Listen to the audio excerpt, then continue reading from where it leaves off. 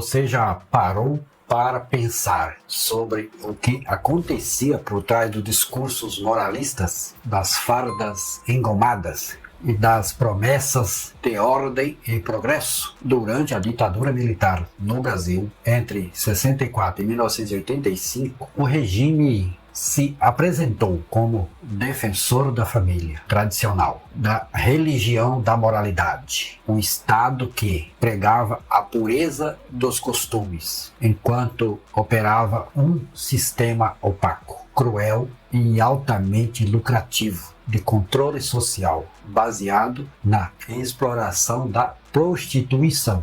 Isso mesmo que você ouviu, exploração da prostituição, enquanto ocupavam os palácios e os quartéis mulheres pobres, negras, migrantes e trabalhadoras sexuais. Eram transformadas em moedas de troca política e econômica. As prostitutas eram coagidas a espionar os militantes. As prostitutas financiavam viaturas e armamentos usados na repressão. As prostitutas eram presas, torturadas, usadas como iscas e descartadas quando não serviam mais. Essa é uma das histórias que raramente aparece nos livros escolares. Uma página apagada da memória nacional. Mas é uma história real, uma história suja. E é essa história que vamos enfrentar hoje. Olá, eu sou o Cid Vieira, seja muito bem-vindo ao canal. Ative o sininho, se inscreva e já deixe seu like se você quer saber como o corpo feminino foi convertido em campo de batalha durante a ditadura militar. Hoje vamos falar sobre o uso institucionalizado da prostituição durante a ditadura como uma ferramenta de controle e repressão e lucro estatal. A ditadura e seu discurso moralista, uma máscara para a violência de Estado. Logo após o golpe de 64, o novo regime foi apresentado como o redentor da pátria. Os novos governantes se posicionaram como guardiões da ordem, da moral e da família cristã. Em seus discursos, condenavam qualquer desvio comportamental, combatiam o comunismo e, sobretudo, controlavam a sexualidade e a autonomia das mulheres. Mas, por trás dessa retórica conservadora, escondia-se uma violência sistemática contra as mulheres em situação de vulnerabilidade. Prostitutas foram perseguidas nas ruas sob acusações de vadiagem, detidas em delegacias, submetidas a exames vexatórios e mantidas sob vigilância constante. O Código Penal da época criminalizava a prostituição e punia as mulheres com prisão administrativa. Enquanto isso, os homens, especialmente aqueles com poder político ou militar, circulavam livremente pelos bordéis protegidos pelo próprio Estado. Era uma hipocrisia vestida de uniforme. A história mais emblemática é a do Foz do Iguaçu, o caso mais explícito da prostituição institucionalizada, de exploração sexual, sob o olhar direto do Estado. Ocorreu em Foz do Iguaçu, durante a construção da usina hidrelétrica de Itaipu, na década de 1970. A chegada de milhares de trabalhadores na região gerou uma demanda crescente por serviços sexuais. O regime, ao invés de combater essa realidade, decidiu regulamentá-la e lucrar com ela. Foram criados zonas de prostituição, onde essas mulheres eram obrigadas a se registrar na Polícia Civil, portar carteiras sanitárias com exames médicos e pagar uma taxa mensais às autoridades locais. Essas taxas eram revertidas diretamente para o aparelho repressivo do Estado, financiando armas, carros patrulhas e até mesmo operações de vigilância e repressão política. Mais de 10 mil mulheres foram registradas nesse sistema, muitas delas recebidas de regiões empobrecidas do Nordeste e do interiorzão do país, submetidas a condições precárias, eram vigiadas diariamente e tinham seus corpos tratados como mercadorias. E os filhos dessas relações, muitas crianças nasceram sem paternidade reconhecida e foram abandonadas ou entregues à assistência pública. Gerações inteiras marcadas pela ausência e pela exclusão social. Brasília, Belém, São Paulo e outras grandes cidades, Rio de Janeiro, Salvador, Recife, Fortaleza e outras cidades, se criou uma rede nacional de exploração. No caso mais de Foz do Iguaçu, não foi exceção. Era parte de uma estratégia mais ampla de controle e exploração sexual, organizada pelo Estado. Em Brasília, o centro político do país, documentos desclassificados revelam que órgãos como a Polícia Militar e as próprias Forças Armadas mantinham relações com prostíbulos, recebendo propinas e utilizando esses espaços como pontos estratégicos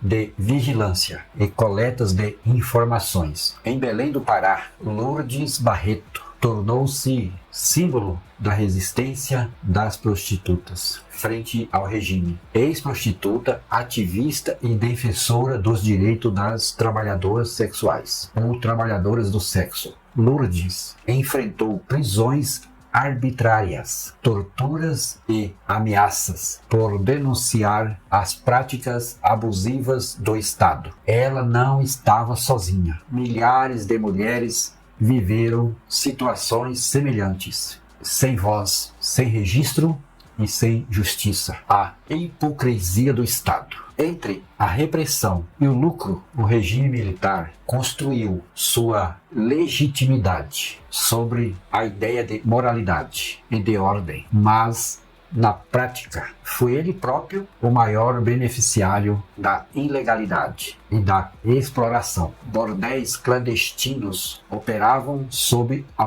proteção policial. Prostitutas eram obrigadas a pagar propinas para manter suas atividades. Mulheres foram violentadas, humilhadas e depois usadas como informantes. Mulheres, principalmente as mais afeiçoadas, foram recrutadas para espionar clientes suspeitos de envolvimento com movimentos políticos ou subversivos. Enquanto isso, os mesmos agentes do Estado que pregavam a defesa da moral frequentavam esses espaços com total impunidade. Essa era a face oculta da ditadura.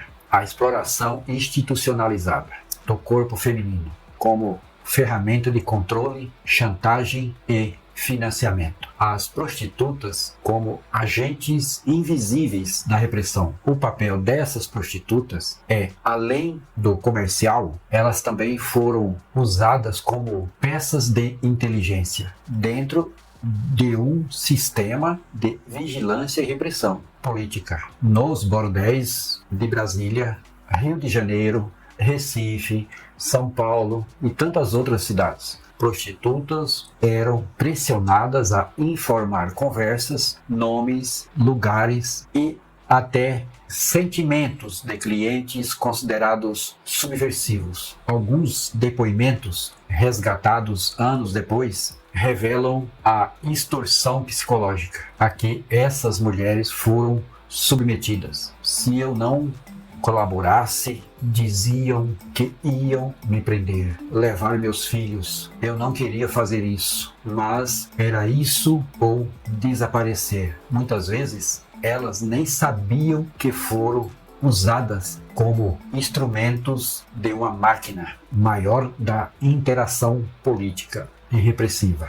Outras aceitaram colaborar por medo, por sobrevivência e Havia aquelas que eram usadas como iscas, induzindo suspeitos a confessar ou assumir qualquer outra postura comprometedoras, fornecendo material, informações para suas prisões ilegais. Essas mulheres não eram agentes do Estado, deixar bem claro. Elas eram sobreviventes em um jogo do qual não podia sair. A tortura nas cadeias, a violência sexual como arma de guerra. A violência contra essas mulheres não se limitava aos bordéis ou às ruas. Nos porões da ditadura, muitas prostitutas e militantes políticas foram submetidas a torturas cruéis, incluindo estupro, choques elétricos em suas partes íntimas, exposição públicas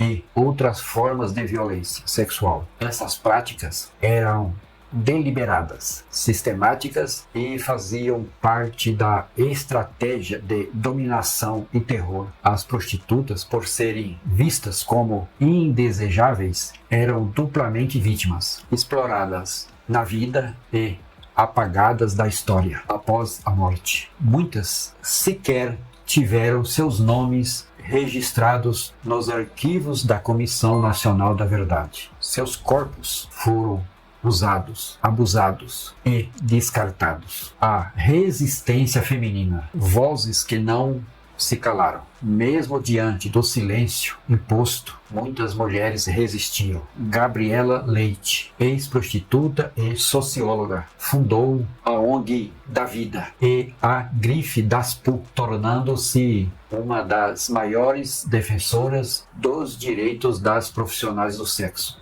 no Brasil. Sua luta ajudou a humanizar uma categoria historicamente vilipendiada. Lourdes Barreto, como já mencionamos, enganou o regime e se tornou uma voz de resistência no norte do país. Apesar das prisões e torturas, nunca deixou de lutar pela dignidade das prostitutas. E há centenas, talvez milhares de mulheres anônimas que sobreviveram à ditadura, carregando cicatrizes invisíveis, mas igualmente profundas. Elas são parte da história não contada, parte da memória que precisa ser recuperada. Por isso que isso importa hoje, porque não podemos permitir que uma história seja reescrita por quem deseja glorificar o regime que se sustentou na violência, na censura e na exploração. Muitos dos que hoje defendem a volta da ditadura se apresentam como defensores da moral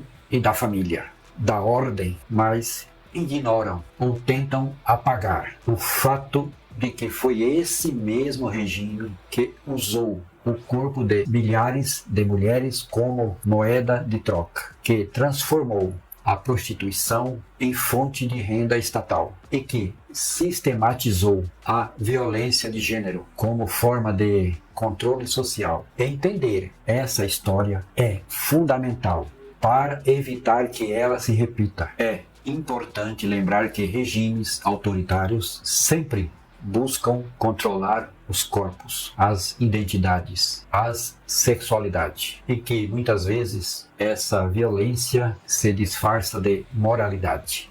Durante décadas, a ditadura militar foi retratada como um período de ordem, de progresso e segurança. Mas por trás dessa narrativa enfeitada há uma história suja, violenta e injusta. Foi um regime que se alimentou da hipocrisia, da exploração e do silenciamento das vozes mais frágeis. E quem pagou o preço mais alto por isso? As mulheres, especialmente as prostitutas, as negras, as pobres, as invisíveis. No próximo vídeo eu vou trazer o que aconteceu com as crianças, os filhos dessas mulheres, o que aconteceu com eles. E se você acredita que a verdade histórica é importante, que a memória é um ato de resistência e que é preciso confrontar os mitos da ditadura, então compartilhe esse vídeo, deixe aqui embaixo o seu comentário